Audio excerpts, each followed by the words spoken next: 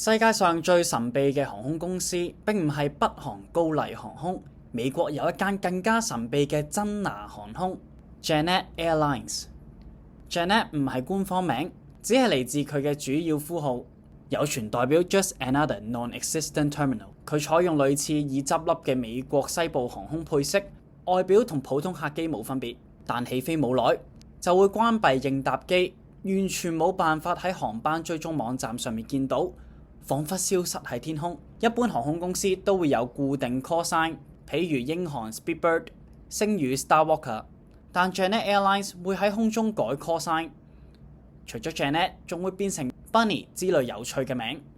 甚至連航班編號都會改，令追蹤更加困難。佢嘅樞紐機場喺拉斯維加斯機場，有自己專用客運大樓，自1972年營運至今，而家擁有多架737-68客機。翻查資料可以發現飛機由美國空軍擁有，但佢哋一直唔承認有營運。據了解，現時由香港都有分公司嘅 AECOM 負責營運，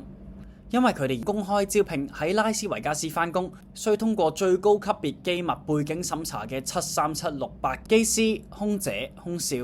究竟佢載緊啲咩人，飛去邊，至今仍然係個謎。但大家都普遍認為同充滿外星人色彩嘅美國51區有關。